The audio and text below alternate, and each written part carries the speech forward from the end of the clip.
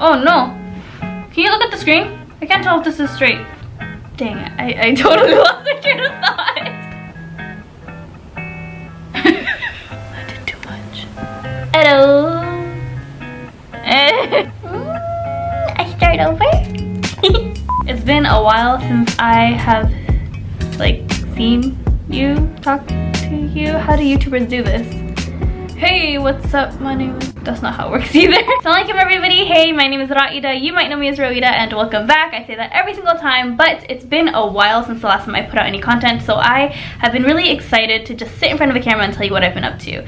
It's been a while. Like, it's already March, and the last time I posted was in February, and it's in the beginning of February, and since then so much has happened, and I wanted to catch you up on what I've been up to and how life has been and what to expect, inshallah, from now on. So first and foremost, in the beginning of February, as you may already know, I turned 24, and that prompted a lot of like age stress thinking in my head. Like, a lot of expectations just kind of popped in my head, and like, oh my god, I haven't done this yet, and oh my god, I wish I had done that.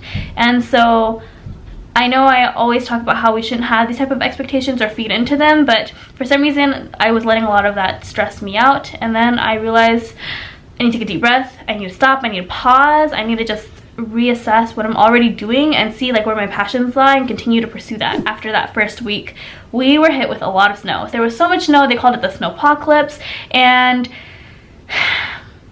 I remember the first day it started snowing harder. Like, we were getting a little bit of sprinkling over the weekend, and then on one of the weekdays after work, Bilal picked me up from the light rail station because I was like, I don't think I can walk up the hill from the bus, and like there's just too much, and we should get food, and everybody's like gonna rush to the grocery store, we should go too. And we fed into that, and we went, and then we didn't buy what we should have bought. We bought like some frozen meat and snacks and chips. We bought a lot of chips.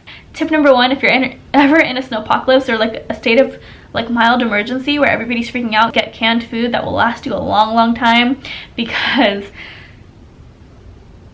what are chips gonna do for you? Like, we got chips and like hot dogs, I think, if I remember correctly, and like, what is that gonna do in the long run? And noodles, which they were good, not gonna even lie. Like, the snow didn't last long enough for us to like completely run out right away and whatever, and it like sustained us and it was great. But then, like, if you're ever in a prolonged state of mild emergency, do everything with caution. Get canned food. Yeah, but when we were at the store, it was just really filled with so many people. It was packed, and we were in line for like 30 minutes, and it was crazy.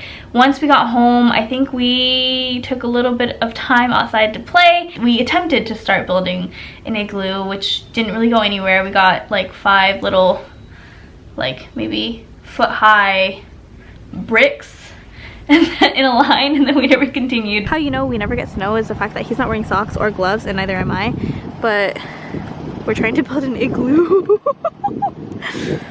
And we also had a little bit of a photo shoot, which was cute, and it was the first time I started posting on Instagram again after the last couple of years of like sporadic posting, which was really cool. We did a lot of that, and I was out of work for I think 2+ weeks from the snow, which is pretty crazy. Both of my offices were closed most of those days, and on the days where they weren't closed, I couldn't really get to the bus stop to get to work because there's no way any of us would have driven out of our neighborhood.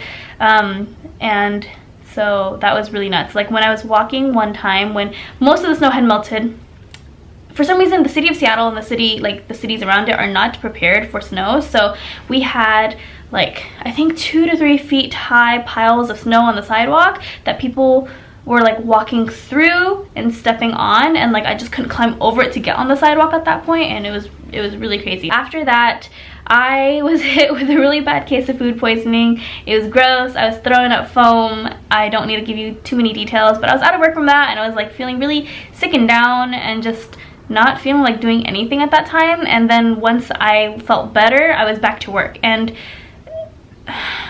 a lot has been going on with work too, and so I've just been trying to catch up with both of my positions and just trying to not just catch up but get ahead. So that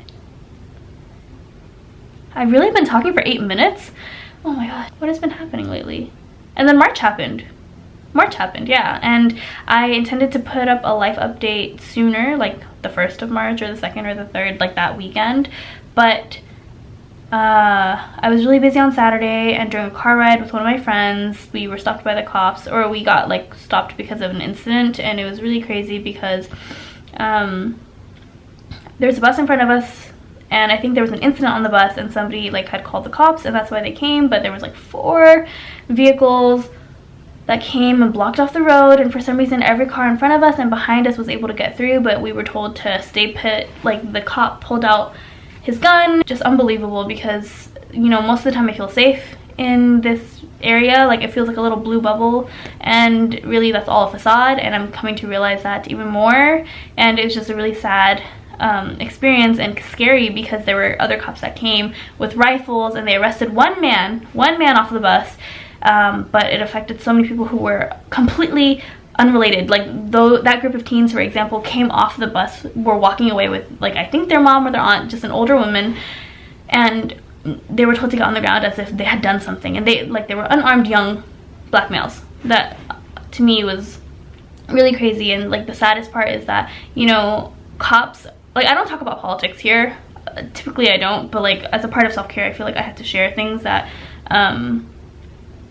like I'm an external processor, and it helps for me to talk about things. And this I think really has affected me a lot, because I'm thinking about racial profiling, I'm thinking about all the unjust ways that police brutality has affected communities and lives and families. And now I'm just coming to realize that like it's nearer than I realize, and it's right in front of me, and it's happening all the time. And so for that to have happened, it was bizarre. And for that group of young guys to like walk away and talk about lunch as they walked away as if nothing had happened is even more scary, because then it's normal.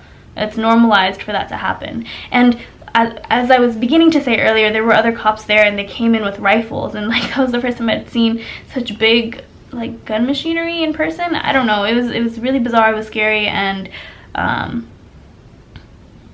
nothing I ever want to see happen to anyone ever again.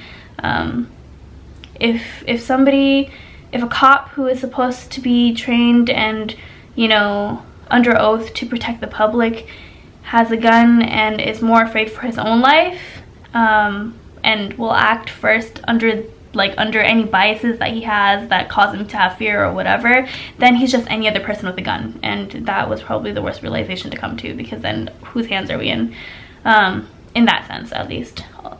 But Allah knows best, so may Allah protect us all. Other than that, the last thing that I wanted to tell you about was there was this really, really cute puppy, and I think I couldn't really tell was a stray, or we thought she was a stray. My friend came to give me a ride somewhere, and we tried to help it find its home, and we did, and it was really cute. It was just like walking around sniffing tires, and it was adorable, because it would just like walk, see us, stop, sniff a tire, keep walking, and it would keep looking back at us like, are they following me still? And like it was so cute, and it was fluffy. And yeah, that was a lighthearted way to top off the previous experience, because they were in the same day. But yeah, this is a relatively long video. I just really wanted to get it out to you to let you know what's been up and what's happening and what to expect next.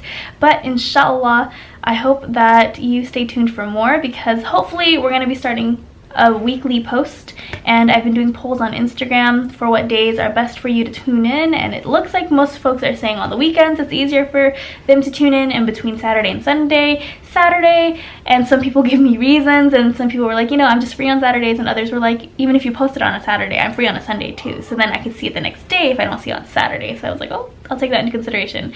But stay tuned, inshallah. I have been kind of at a standstill with a lot of my I'd say creative thoughts. Like even with writing, I've just kind of been like, not necessarily burnt out, just overthinking everything else in life that I haven't been thinking about like expressing myself as much, and I want to get back to that, because that was a major form of self-care for me. How are you? How was the month of February for you? How are you doing today? How's life been thus far, and what's on your mind? I will see you soon, inshallah, so stay tuned. Assalamualaikum, have a good day. Another goal I have for March is to buy new glasses, because look what happened here. And I still wear these when we watch shows on TV or movies with like captions and subtitles or whatever, just so I can follow along easier. But they're so dirty too, ew.